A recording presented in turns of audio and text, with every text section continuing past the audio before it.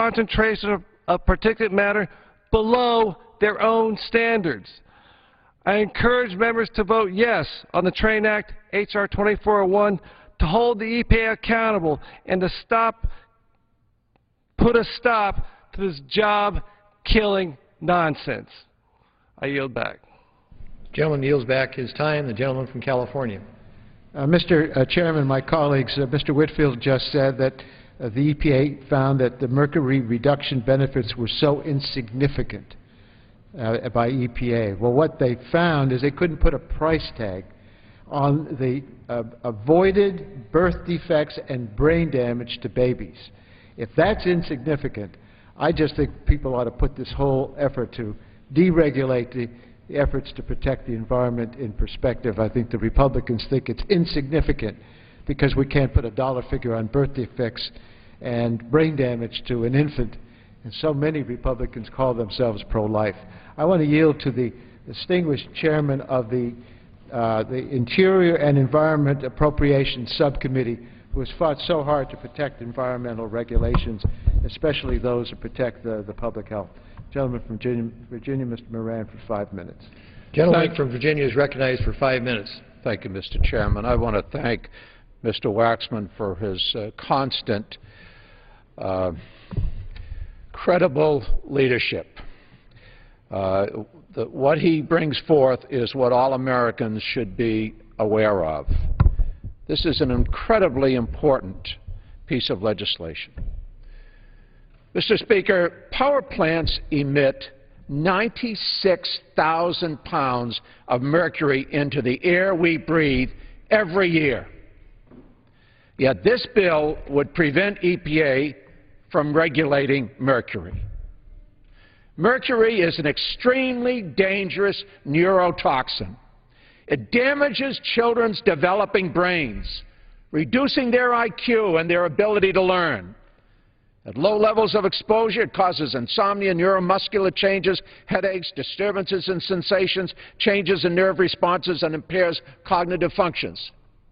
Hundreds of thousands of people have that. But at higher exposures, it affects kidneys, causes respiratory failure, and death. 1 gram of mercury, a tiny drop, can be enough to contaminate 200 million gallons of water, which is the size of a 20-acre, 30-foot deep lake. All but one state, Alaska, have issued health advisories warning their residents against eating fish caught in their waters because of mercury contamination. It goes up in the air, it rains, it goes into the water, it poisons the fish, and ultimately it poisons human beings. 2 states, Oklahoma and Maine, have issued statewide freshwater advisories. Think of this. Despite this acknowledged danger, each year power plants release 96,000 pounds of mercury into the air. EPA's proposed mercury and air toxic standards rule requires power plants to meet the same requirements that other industries have already met using proven emission control technologies that will reduce mercury emissions by 91%. It can be done. And the cost of meeting both regulations pales in comparison to the economic benefits Americans will receive with cleaner air. The proposed mercury and air toxic standards rule has a quantified benefit of between 5 and 13 times its cost. And the pollution reductions required by the cross-state air pollution rule will yield benefits of $120 billion to $280 billion per year, which is between 150 to 350 times its costs.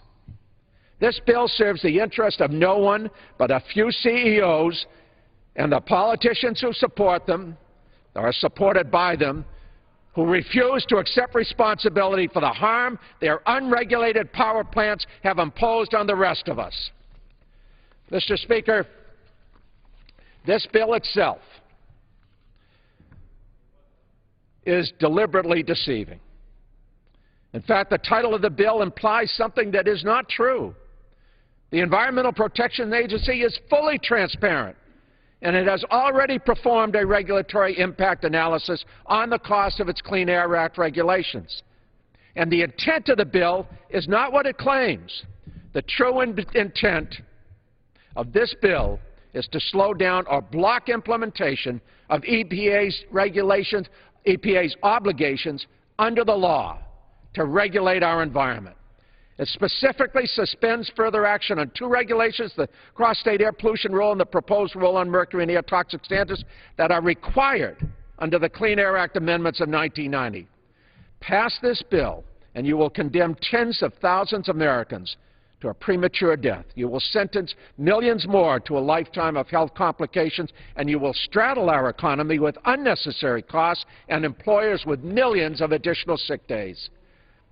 The goal of a cleaner environment and a healthier population should not be sacrificed in order to keep this nation's dirtiest power plants from doing what almost every other industry and all governments have done to reduce harmful air pollution.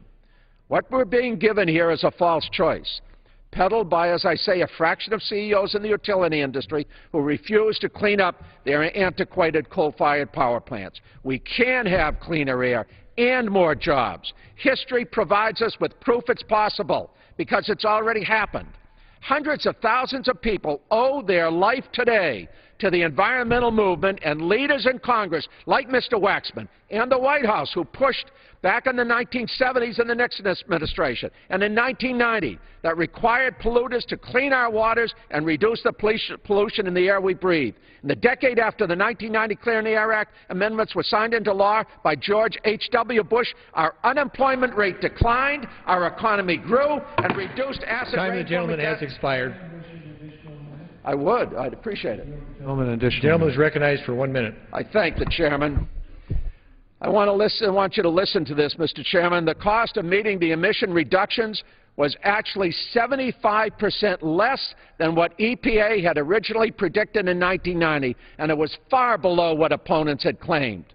But there are still a number of provisions of the Clean Air Act that have never been implemented. And now we have much more scientific and medical evidence to inform our decision-making. We know that a drop of mercury can poison an entire lake. We know these things now. We know the harm of mercury and toxic chemicals. We know how much is coming from power plants. The rule for power plants is long overdue. It's been in development for close to 20 years. If one wants to talk about uncertainty, how about allowing certainty by letting EPA finalize its rules on mercury, on air toxics, and on cross-state air pollution? Then we will protect the health of our people. Then our plants will know exactly what is expected of them. The fact is, municipalities do this for their waste recovery plants and the medical waste incinerators. They're required to do it, and no municipality ever went bankrupt over this regulation, and medical wastes are disposed of today in a safe and reliable manner. We can do this. We should do this.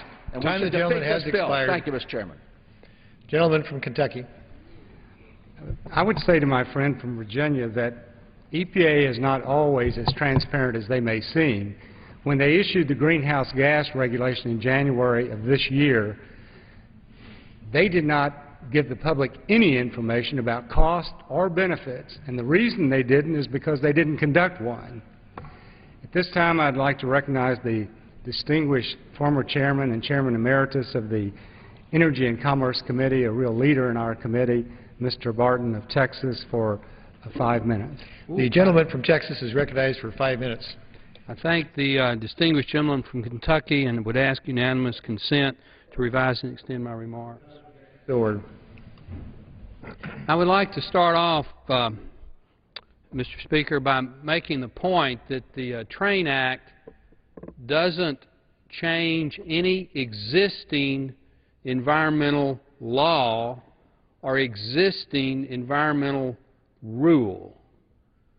It simply delays proposed regulations that the EPA has promulgated and requires a study of some of those regulations before moving forward with them.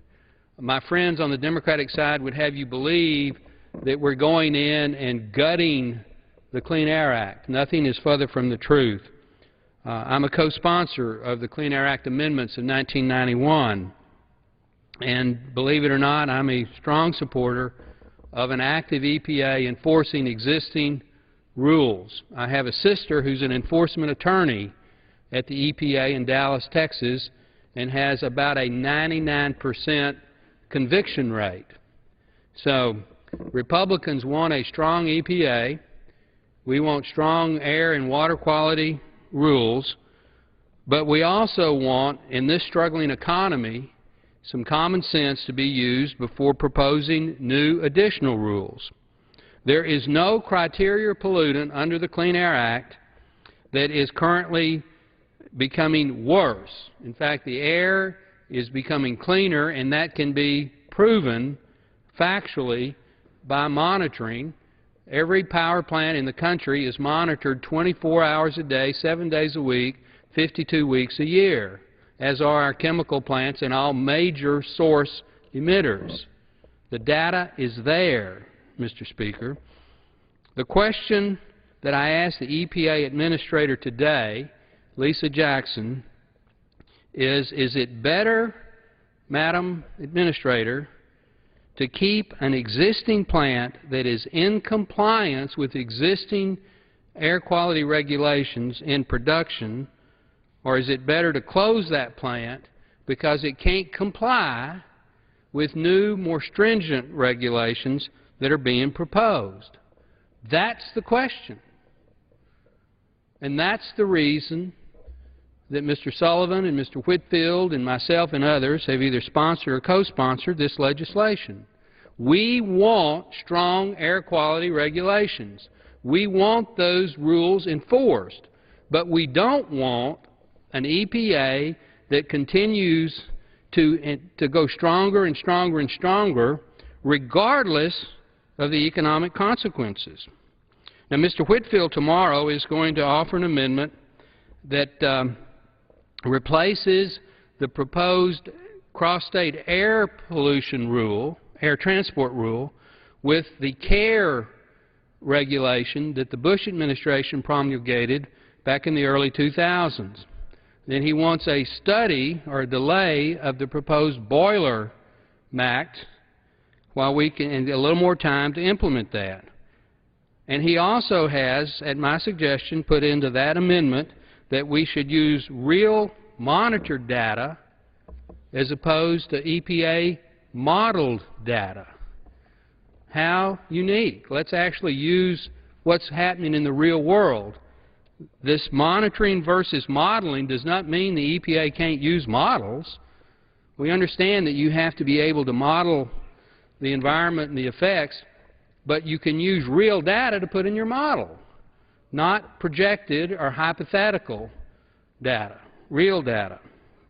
The Whitfield Amendment is an important addition to the Train Act, and I hope that we will support it. With regards to mercury, mercury has been reduced since the mid-1990s by 90 to 95% in the United States. The gentleman who spoke about mercury just now correctly stated the amount of mercury that's emitted, 96,000 pounds. That's a true 48 tons, 96,000 pounds.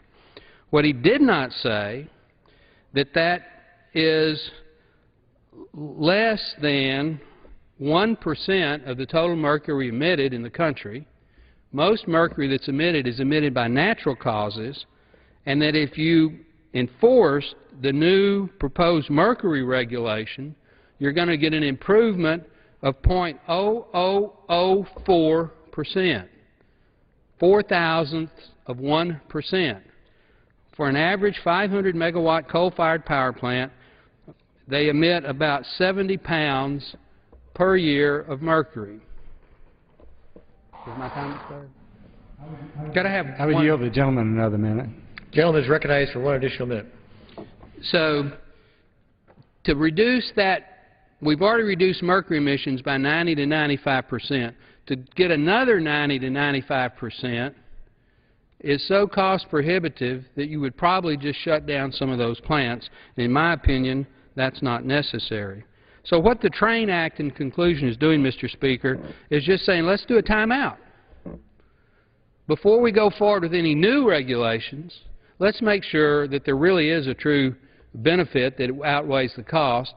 In my district alone last week, a closure was announced of one plant and one coal mine that are going to cost directly at least 500 jobs. That's not hypothetical. That's not modeled. That's real. And if all these plethora of EPA regulations go forward, you're going to see thousands of jobs eliminated, billions of dollars in cost, and very problematic improvements in health. So please vote for the TRAIN Act when it comes up for final passage. Time of the gentleman has expired. Gentleman from California. Mr. Chairman, I want to set the record straight because I think we're getting a lot of false information. We're told that, that this bill doesn't weaken any existing law. That's not correct. The cross-state rule has already been finalized, which means if you are living in an area where pollution's coming from another state and there's nothing you can do about it, the state that's causing the pollution has to reduce that pollution in order not to affect you. And that's going to be repealed by this, no, this will not be, this will be repealed by the legislation that's before us. We're told all that's going to happen is we're going to delay some of these rules. Well, yes, we're going to delay the rules, and then Mr. Whitfield's going to offer an amendment to make sure that EPA can never adopt any of those rules. And the thing that just galls me is the statement that the mercury benefits, the benefits from reducing mercury are insignificant. Well, EPA was unable to quantify or monetize all the health and environmental benefits associated with the proposed toxic rule, but EPA believes these unquantified benefits are substantial. We are talking about impaired cognitive development, problems with language, abnormal and social development, potential for fatal and non-fatal heart attacks, association with genetic defects, possible autoimmunity effects in antibodies. This is not insignificant, and I think that it's not accurate to tell us that this bill simply provides some transparency. I think the authors of the bill ought to provide us a little bit more transparency. I, at this point, want to yield 6 minutes to my good friend, the gentleman from Oregon, Mr. BLUMENAUER, to speak on the legislation. Gentleman from Oregon is recognized for 6 minutes. Thank you. I appreciate the gentleman's courtesy, as I enjoy listening to the former chairman of the Commerce Committee in his argument on the floor. He gave us part of the story. I find a certain irony, however. He talked about how he supported the 1990 Clean Air Act. Well, many of the arguments that we're hearing here today could have been directed towards him and his support in 1990. But bear in mind what happened in 1990. It didn't impose a bunch of rules and regulations. It put in motion, for instance, a process so that we would have those studies. From 1990 to 1998, EPA was studying the issue. They came to the conclusion that the study mandated under the 1990 Clean Air Act required that we promulgate rules to regulate this pollution. From 1998 until 2005, the Bush administration, Clinton and then the Bush administration, EPA, they kind of looked at it. They kind of came to the conclusion. The Bush administration came up with rules that were so flawed, they were thrown out by the court. It didn't meet the standard that was required by your 1990 Clean Air Act. So here we are. I will if I have time. I would love to. And I will happily yield on your time. So here we are now in 2011, 21 years later, talking about another study to delay it further. Delay further what the gentleman and I would say a number of Republicans on the Commerce Committee supported in 1990. But now it's crunch time. We actually have to do something. My friends on the other side of the aisle are fond of saying we shouldn't pick winners and losers in the economy. Well, Mr. Speaker, I find it ironic that this Dirty Air Act does pick winners and losers. Who are the losers?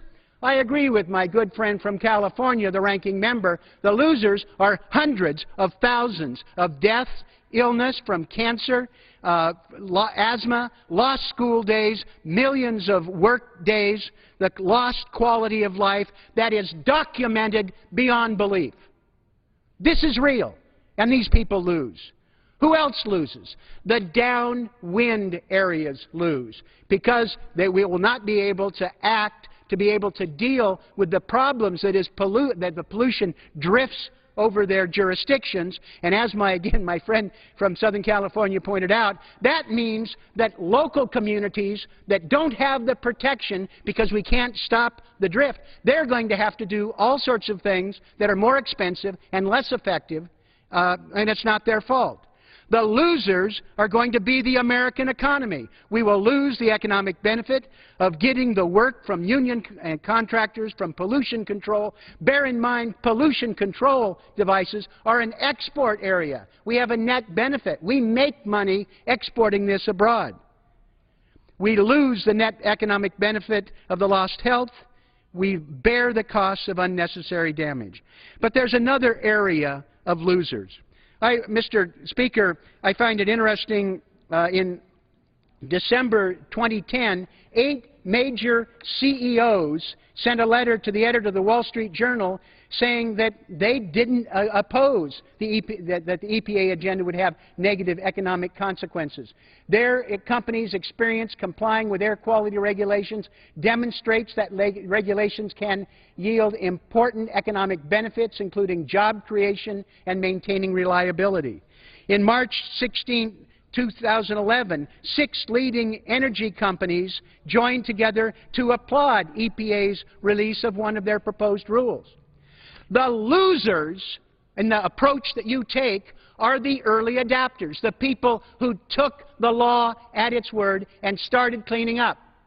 They lose by taking the word of Congress that we were serious about reducing pollution, including one of my local utilities that's moving ahead to close down a dirty coal plant to meet their responsibilities. Who wins under the Republican approach? Well, the winners under the Republican approach are those who profit from pollution. The people who are dragging their feet, who bet that we will yet again have another study, that we won't follow through.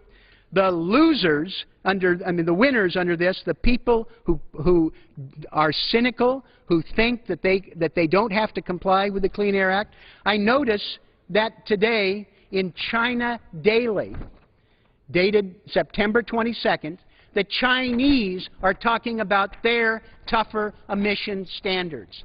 They are talking about the fact that there's a pushback from their utilities because there's cost of compliance.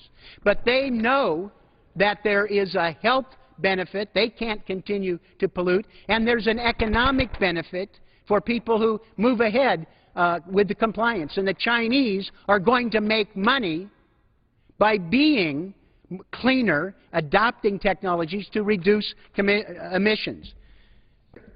I'm embarrassed that we have, after 21 years, a proposal to yet again delay implementation, that they're picking winners and losers, putting people who profit from pollution ahead of people who are responsible. It's just wrong. Time of the gentleman has expired. The gentleman from Kentucky. I might say to the distinguished gentleman from Oregon that it is correct that the court invalidated the current air transport rule that we have in effect in America today. But I would also like to read from that decision, because one of the reasons they invalidated this law was because EPA was looking at a regional basis rather than within individual states. But the court said it is possible that CARE would achieve air transport goals. EPA's modeling shows that sources contributing to North Carolina's non-attainment areas will reduce their emissions even after opting into CARES trading programs. My point in saying that is this still is a particularly effective air transport rule. This time I recognize the gentleman from Texas, Mr. Carter, for 3 minutes. The gentleman from Texas is recognized for 3 minutes. Thank you, Mr. Chairman. I rise today in strong support of H.R. 2401, the TRAIN Act, and I want to congratulate my friend from Oklahoma for this good piece of legislation. For the past 9 months, I've been on the floor of the House, and it's been my mission to rein in, or at least attempt to rein in, some of these out-of-control regulators in this country today who intend on keeping our economy in the ditch by placing barriers in the way of job creation and keeping jobs. And I think that this is, I'm so glad this bill is on the floor because this job-killing regulation is center stage at this time. Mr. Speaker, I'm pleased to see the TRAIN Act provisions delay this EPA job-killing and energy-killing rule because on air cross-state pollution for the next 6 months. And let's point out, we heard comments about transparent analysis. My home state, Texas, was dropped into the final cross-state air pollution rule in the last minute. Texas was not included in the proposed rule, and our citizens were denied their right under the Administrative Procedures Act to review the impact and comment on the proposed rule. We just got kind of airdropped into this at the last minute. 31 members of the Texas delegation have written a letter to the White House, including 8 of the Democrats in our delegation, expressing concerns about this rule and how it was forced down the throats of the citizens of Texas. And you know, I think that ought to be some indication that something is wrong here. Now, Mr. Barton indicated something that is actually larger than what he stated. In his district, 1 plant has closed, but 2 plants have actually closed in Texas as a result of this rule already, and 3 mines have closed, and we know at least of the 500 jobs that Mr. Barton has referenced here today, but we haven't gotten the count from the other 2. This is a serious loss of good-paying jobs to Texans. These are the kind of jobs people seek after. The step in the right direction is to hold off. And when you say you're doing studies, by the very statements made on this floor, it's about scientific proof. But there are also human beings involved in this, and we should at least do an economic analysis of what this does to our economy, which I think this administration is bound to determine to drag down into the mud, and I think we should know how many jobs we're going to lose. We're trying to build jobs, not lose jobs. We are in this country about growing jobs in America, not losing them, and these regulations are job-killing regulations. I'm really pleased with the work of the Energy and Commerce Committee on all of their hard work on these issues. This is important to American workers everywhere. I yield back. Time of the gentleman has expired. The gentleman from California. Mr. Chairman, the Republican spinmeisters like to come up with slogans, and so they've come up with the slogan, job-killing regulation. Well, let me tell you what we're talking about, children-killing pollution. And I just think that when we hear the statements that they're not going to weaken or delay any rules that protect public health and the environment, we shouldn't take their word for it. I have a letter here from the National Association of Clean Air Agencies.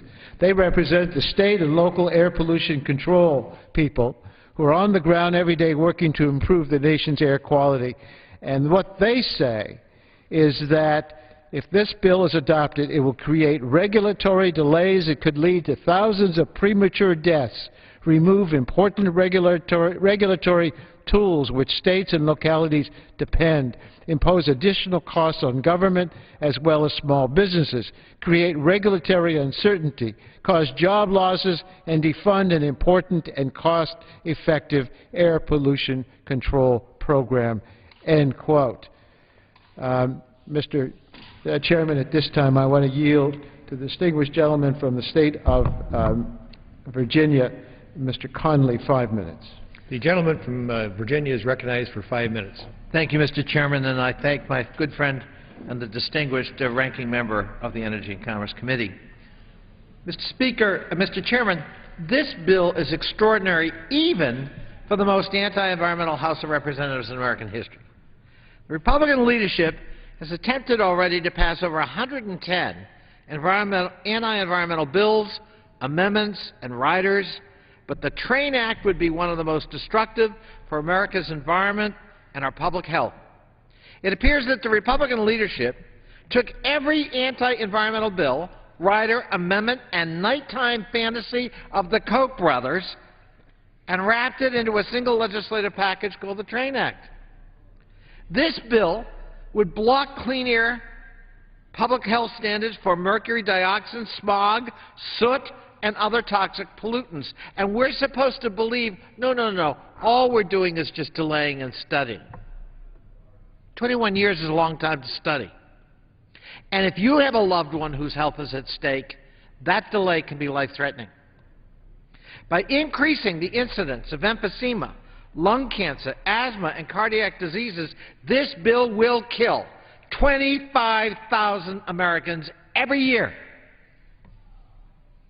Nearly as many as are killed in highway accidents. Just one standard this bill would repeal. The cross-state air pollution control rule would have significant ramifications for my district and for the national capital region from which I come. The wind transporter power plant and other harmful emissions from polluters to the west in our community is one of the reasons the capital region is listed as a non-attainment area for air quality, but we have to clean it up. The preponderance of harmful ground-level ozone threatens seniors, asthmatics, and those with respiratory conditions, not to mention the fact that it threatens our eligibility for long-term transportation funding. Monitoring and responsibly regulating cross-state air pollution here and in other regions would save, not cost, save $280 billion a year in health care costs. But not if the Republicans pass this bill. But of course they don't want you to look at the other side of the ledger. There are benefits to be had by implementing the EPA standards rather than delaying them. $280 billion worth. But they don't want you to know that. They don't want to talk about that. I was proud to work with a number of my colleagues to lead a group letter signed by 60 members of this body reaffirming our support for the cross-state air pollution control rule. This public health standard is critical for economic and human health in our region.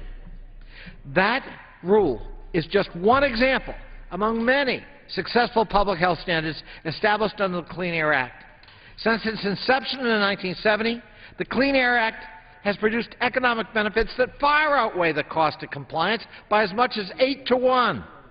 The small business majority credits the Clean Air Act with widespread economic benefits both across urban and rural communities, improving public and worker health and creating jobs, millions of them. Each year, the Clean Air Act prevents 22,000 hospital visits, which would otherwise be caused by pollution-induced respiratory diseases, 67,000 chronic asthma and bronchitis attacks, and saved over $110 billion in health care costs. The Train Act would block nearly every major public health standard being implemented by the Clean Air Act. I heard my colleague and friend, Mr. Griffin from Virginia, talk about a letter he read in a local newspaper in Giles County, Virginia. And this couple reportedly couldn't understand why bureaucrats sitting on their rear ends somehow come up with these fantastical regulations that are just burdensome and serve no purpose. Perhaps if that couple had sat with a child in a hospital room fighting for his or her breath, they'd understand why we need these regulations and why those professionals at EPA are doing their job to protect public health. Perhaps if they had seen a loved one, a spouse, hooked up to tubes fighting for her life because she's severely asthmatic, they'd understand why we need these standards. Perhaps if they understood a friend had COPD and has to walk around now all the time with oxygen in a mask to function and to be mobile. They'd better understand the life and death struggle of people who live in areas affected by dirty, polluted air, and with better respect, why the EPA is protecting our health, even if that couple in Giles County doesn't understand. I urge opposition to this bill. I yield back. Time of the gentleman has expired. The gentleman from Kentucky. Yes, may I ask how much time we have remaining? The gentleman from Kentucky has 25 minutes remaining. The gentleman from California has 12 minutes remaining. Okay. This time I recognize the distinguished gentleman from Mississippi, Mr. Harper, who's a member of the Energy and Commerce Committee, for 4 minutes. The gentleman from Mississippi is recognized for 4 minutes. And I thank the gentleman from Kentucky, and I ask unanimous consent to revise and extend my remarks. Without objection, so ordered. Mr. Speaker, the TRAIN Act is on the House floor today as part of the Republican regulatory relief agenda to reduce job-killing government regulations on businesses. Americans are tired of big government, and a majority believes that government regulation coming out of Washington, D.C. has a costly impact on life's essentials such as food and gasoline. Too many Americans are unemployed, and a recent survey shows that 70% of voters believe that increasing regulations on American businesses will result in more jobs moving overseas. That is unacceptable. No government agency is more to blame for an absurd increase in regulation than the Environmental Protection Agency. We all want clean air. We all want clean water. We're all conservationists and want those things, but the effect and actions of the EPA is clear that it's killing jobs and job creation. We've asked our colleagues on the other side of the aisle over and over, where are the jobs? I submit that a thorough investigation of recent EPA regulations could answer that question. I encourage a yes vote on the TRAIN Act so that Americans will have an even better understanding of the negative impact that the EPA is having on each of our lives. And with that, I yield back. The gentleman yields back his time. The gentleman from California. I will continue to reserve our time. Gentleman from California reserves his time. The gentleman from Kentucky. This time I recognize Mr. Holtgreen, the gentleman from Illinois, for 4 minutes. Gentleman from Illinois is recognized for 4 minutes. Thank you very much to my colleague from Kentucky, and thank you, Mr. Chairman. I rise in support of the TRAIN Act, which will help give small businesses and our nation's job creators the certainty they need to hire, expand, and invest. This is an excellent bill which will help create a pro-growth environment our economy needs. Upcoming EPA gasoline regulations, along with other regulations impacting domestic refiners, have the potential to raise the price at the pump, reduce domestic gasoline output, and increase reliance on imports, and destroy domestic refining jobs. Fuel prices create a ripple effect throughout the economy, increasing the price of food, goods, and services that are transported to our communities, increasing the prices of driving to work each day. These broad impacts would be taken into account when we seek to understand the cumulative impact of EPA regulations on the energy prices, jobs, and our global competitiveness. I hope my colleagues will join with me on both sides of the aisle in supporting the TRAIN Act. I yield back. Gentleman yields back his time. The gentleman from California. Mr. Speaker, at this time I wish to yield 3 minutes to the gentleman from Minnesota, Mr. Ellison. Gentleman from Minnesota is recognized for 3 minutes. Mr. Speaker, let me thank the gentleman and also all of us who are assembled here on the floor tonight to talk about the state of our lungs, the state of our health, to talk about how the deprivation of protection will lead to our harm and our health. It's a sad day, and I'm just glad we're here to debate this issue so that the American people can see who's for them and who's not. What my friends on the other side of the aisle call regulation, we call protecting our lungs. What they call red tape, we call fighting asthma and mercury. What they call government interference, we call staying out of the hospital and getting some asthma treatments and being able to eat the fish that we catch in our rivers and streams across this great nation. What they call job-killing regulation, we call child-killing pollution. And it's just amazing how different the world would be if we could all just focus on what really matters. What we really should be doing is arguing about how we can get Americans back to work. That's not what we're doing. What we're doing is trying to say that if we got rid of all the regulations, all the health and safety regulations, and then maybe even got rid of all the taxes, then the business community would have enough certainty to actually hire somebody. But I don't think anybody really believes that. We've got a nation in this world that has gotten rid of all the regulations and doesn't really tax anybody. It's called Somalia. I don't think that's a good business environment for much of anybody unless you're a warlord. The fact is that instead of focusing on creating jobs, Republicans are bringing up another assault on our public health and the Clean Air Act. We should have the American Jobs Act here, and we should be debating that. We should be passing bills to create jobs and improve economic growth. We should not be telling the American worker that the only thing between them and a job is a regulation to protect their lungs. They're trying to say a paycheck or your lungs. You can have a paycheck or you can have asthma, but you can't have a paycheck and be well. That's what they're arguing today, and this is what we have to reject. Instead of bringing up bills to create jobs, the GOP is bringing up yet another assault on the Clean Air Act, blocking two of the most important life-saving Clean Air Act rules in decades, the mercury and the air toxics rule and the cross-state air pollution rule. The mercury and the air toxics rule will prevent 17,000 premature deaths per year. And I couldn't agree more with the gentleman from Virginia, Jerry Connolly, who reminded us that if you've ever held the hand of a loved one suffering through an asthma attack, it'd be hard to see how you could callously vote for a bill like this Train Act, which I like to call the Train Wreck Act, because it's just that bad. Deaths per year. The cross-state air pollution rule will prevent 34,000 premature deaths per year.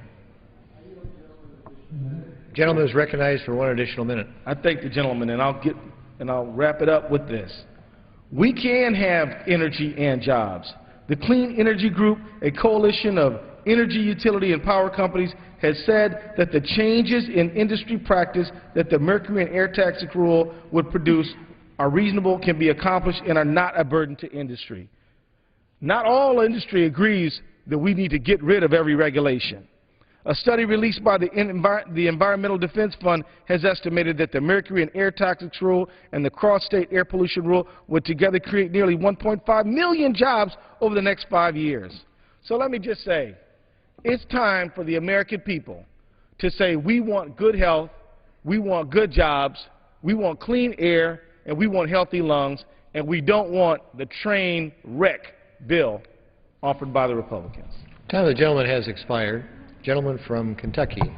This time I'd like to yield 3 minutes to the gentleman from Texas, Mr. FARENTHOLD. The gentleman from Texas is recognized for 3 minutes. Thank you very much. I'd like to request unanimous consent to revise and extend my remarks. Without objection, so ordered.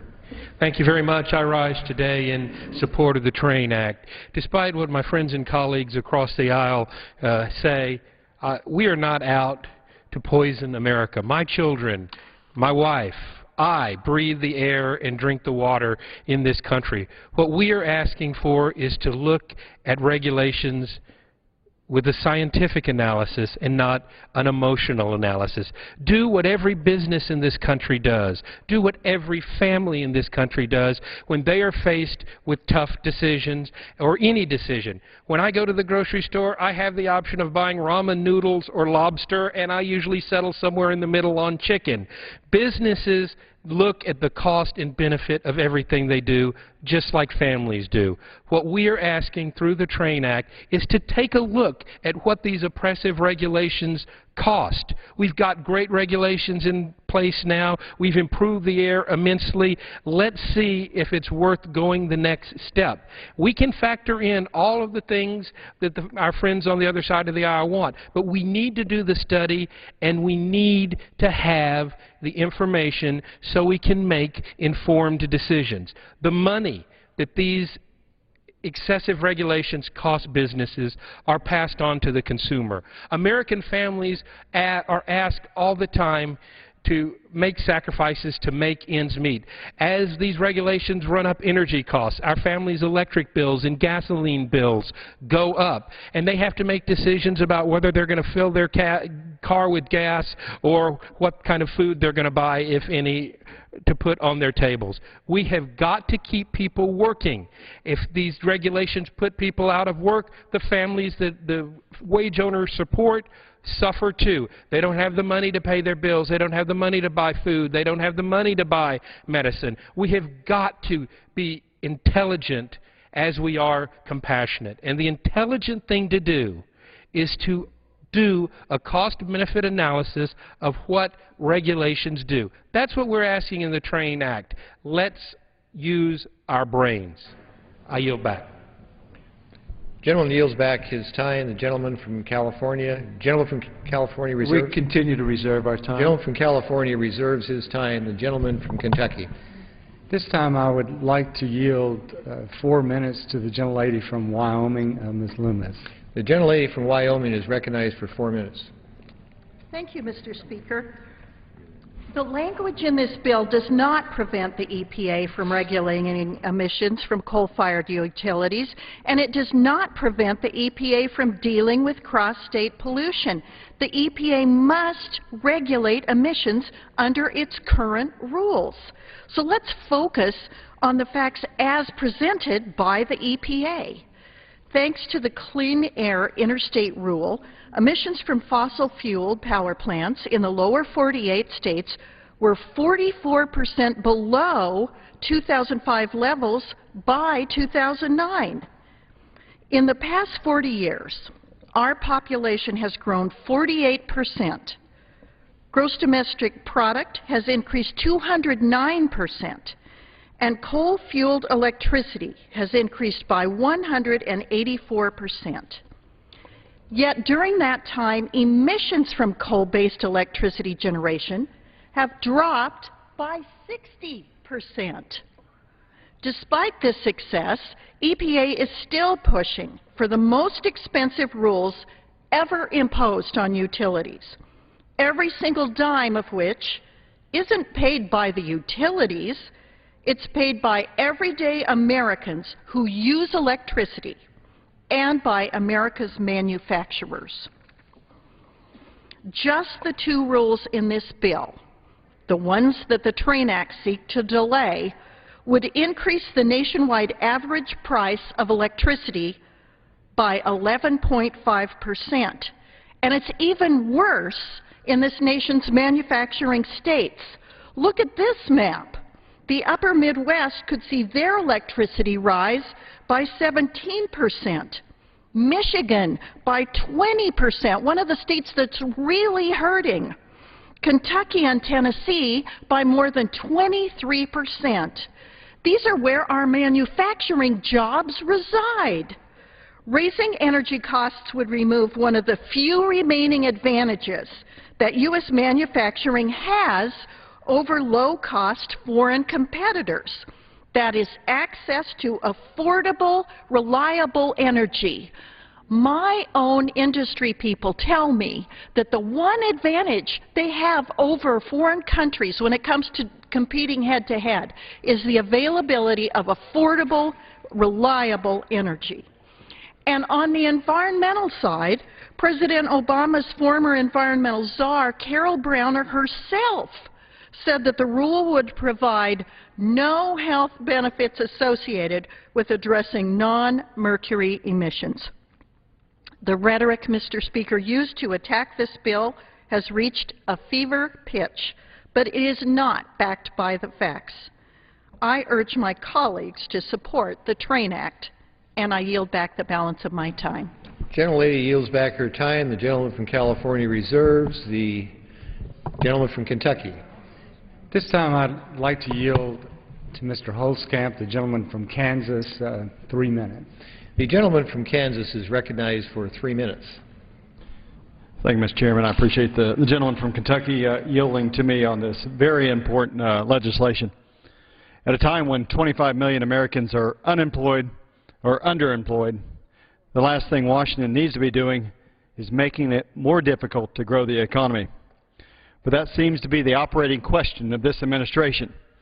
The question is this. They ask, how can we make it more challenging for America's job creators to hire? America's energy sector is under direct assault. Energy companies looking to meet the rapidly growing energy needs of our nation are either being forced to put on hold their efforts or self-imposing barricades on future construction or expansion as a result of new or anticipated regulatory requirements. It has been reported recently that 351 stalled energy projects cost the nation $1.1 trillion in GDP and 1.9 million jobs. Yes, jobs. On this list is the Sunflower Electric Power Plant in Holcomb, Kansas. Sunflower Electric is a rural co-op that with a needed expansion can provide many new jobs in western Kansas. Most importantly, this expansion will allow Kansas to have the energy it needs in order to prevent brownouts, which are a very real possibility and a threat to our part of the country. Not only do families, schools, and hospitals depend on this energy production, but so does our ag sector, which is a key and vital component of rural Kansas. Sunflower faces considerable, unnecessary, and excessive regulatory scrutiny, not only for its existing operations, but for the planned expansion in Holcomb as well. Whether it is the cross-state pollution rule, the MAC rule, or many others, each one of these has a major impact, but the bigger problem, and that is what the TRAIN Act wants to demonstrate, is that these rules will be devastating and expensive to America's energy industry and all of Americans. The President came before this House a few weeks ago and talked about the need for America to improve its infrastructure. Power plants in America are the very type of infrastructure that our country needs, particularly when energy consumption is growing rapidly in our nation. These private companies are willing to add to the country's infrastructure and create jobs, all without the help of the federal government. In fact, all they need is for Washington to take a step back. A Kansas business leader summed up this administration's guilty until innocent approach to regulation. He said, quote, "We have a regulatory environment that assumes businesses are crooks, and government must catch them at it. This only raises the cost on business and makes it more difficult to operate." End quote. I think his analysis says it all, and I yield back the balance of my time. Gentleman yields back his time. The gentleman from Kentucky. Yes. How much time do I have remaining, Mr. Chairman? The gentleman from Kentucky has 14½ minutes remaining. And the gentleman from California has 8 minutes remaining. Okay. But this time I would like to recognize the gentleman from Oklahoma, Mr. LANKFORD, for 4 minutes. The gentleman from Oklahoma is recognized for 4 minutes. Thank you, Mr. Chairman, very much. And Mr. Speaker, let me just mention I congratulate my counterpart from Oklahoma, Mr. Sullivan, in bringing this forward and getting a chance to work through this process. We both come from the beautiful state of Oklahoma. And I invite anyone to be able to come to Oklahoma and to be able to drink our water, breathe our air, and see the beautiful land, but also see a very successful state in dealing with energy. We've done hydraulic fracking in our state since 1949, and while it may be new to other states, it's not new to Oklahoma. Over 100,000 times in Oklahoma we've done hydraulic fracking. Yet I would invite you again, come drink our water, come breathe our air, come see our beautiful land. Our state leadership has done a tremendous job in dealing with environmental quality issues, and they have done great in relationships with companies, whether that be power companies, utility companies, whether that be actual producers, whether it be service companies through the process. It's a great model that much of the United States can get a chance to come and to be able to see what's going on there. But what we're currently experiencing is this whole sense that if the federal government doesn't come down on Oklahoma and every other state around the United States, surely children will die. Surely people will be thrown out of work because they have these wonderful compliance jobs required by the EPA and other areas. It's a frustration for me to be able to hear someone stand up in this chamber and say, if those Republicans get what they want, 25,000 people will die next year because of those mean Republicans are going to come and shut everyone down. People should know. I have children that live in this state. In fact, I have a child that has asthma. If you want to talk about a dad who loves his children and who wants to see a great future for them, that's me as well. It's not as if Republicans are suddenly wanting dirty air and dirty water. We just want basic common sense in our regulations. If every company, whether they be an energy producer or whether they be some utility, is constantly looking over their shoulder, worried every day that some new restriction is going to come down on them and change their plan, they can't function, they can't go forward, they can't find investors into that business. What they're doing is very capital intensive, and if the rules change constantly and the regulations are constantly shifting, no one can really do investment. And the cost of all of our electricity goes up. The cost of every product that we buy goes up. The cost of every bit of our food goes up because we've added regulations, many of which make no sense. And they spend years and years trying to fight them in the courts just to not be shut down from doing what is best and right for the community. I understand there are bad actors. I do. And those bad actors should suffer consequences.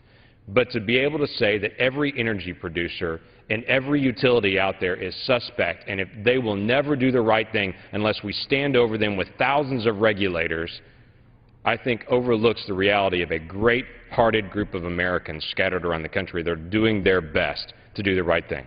Now, some would also say these regulations aren't all that large. They're not all that expensive. They're just a bunch of small regulations. It reminds me of a friend of mine several years ago that was hiking through Central Africa. And he and a guide were hiking through, and he made the mistake in this particular area of swatting a bee that was one of those killer bees that we hear so much about. And as soon as that bee stung him and he swatted, thousands of bees came down on him and began to sting him. Those bees kill, not from a single sting, but from thousands.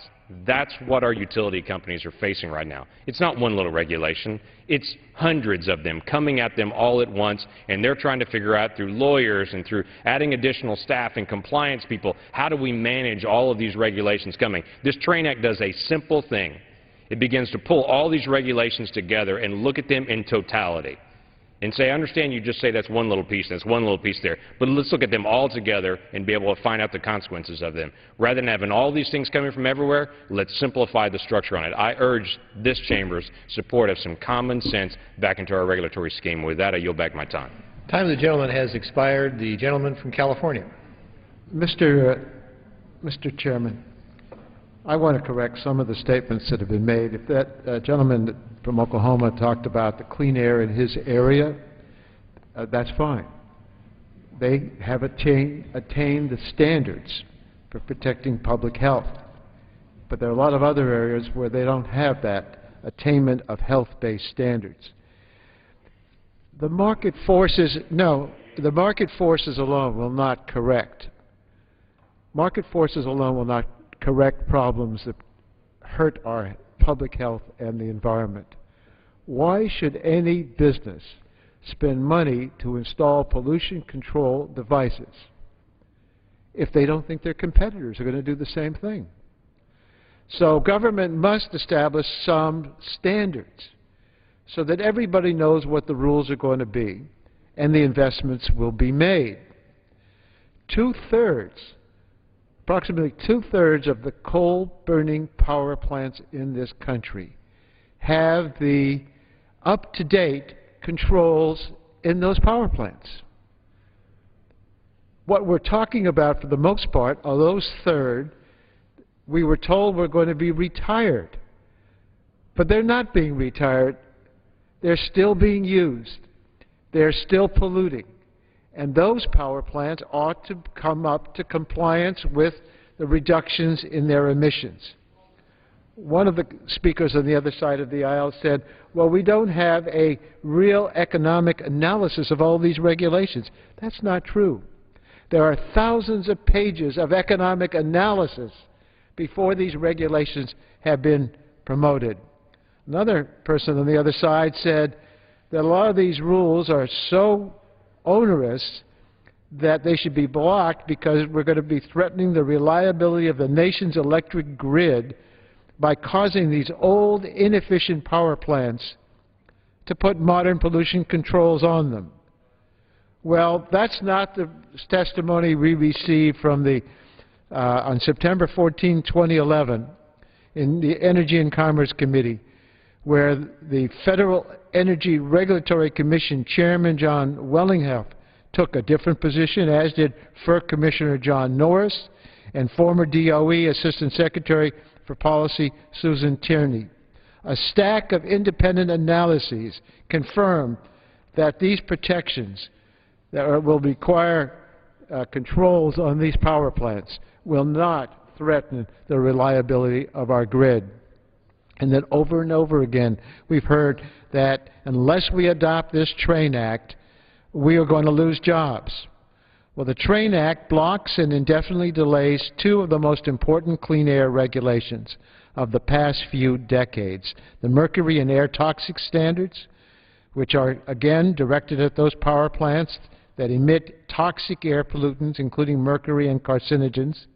And then the other rule is the cross-state air pollution rule to reduce power plant emissions that cause pollution problems in downwind states.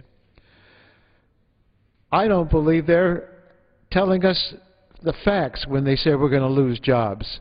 The truth of the matter is, according to the Economic Policy Institute, they reported in June that the air toxics rule would have a positive net impact on overall employment, creating up to 158,000 jobs between now and 2015.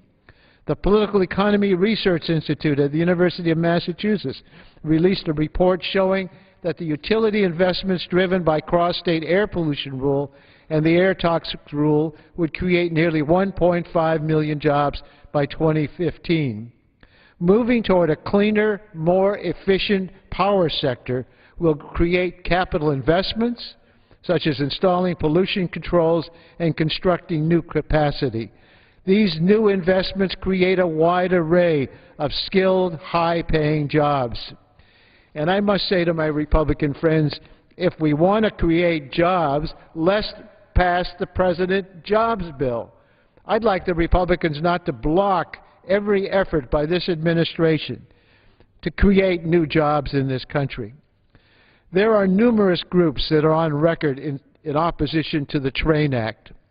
Obviously, the public health groups are opposing the bill: the American Lung Association, the American Public Health Association, the American Thoracic Society, the Asthma and Allergy Foundation of America, the American Public Health Association, who call this an ill-conceived legislation that would prevent EPA from protecting the public's health from dangerous and deadly air pollution.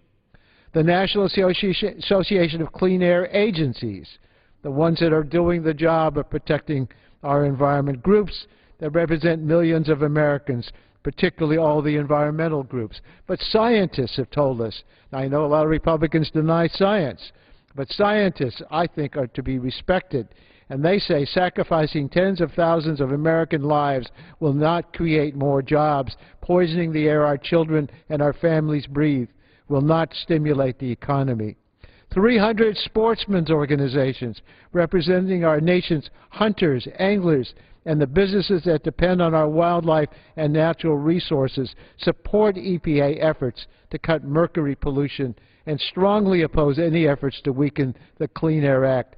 The Evangelical Environmental Network oppose these efforts to block the mercury and air toxics rule because they point out that the developing brains of fetuses and children that will cause learning disabilities and neurological problems are not something that people who claim to be pro-life ought to support.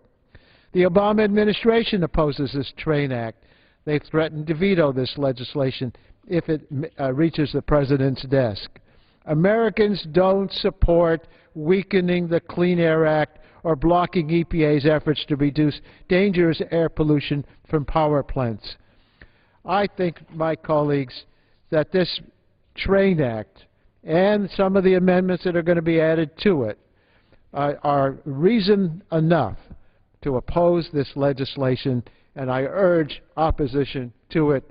And I'm going to reserve the balance of our time if the gentleman, chairman of the subcommittee, is not ready to close on the legislation. I did.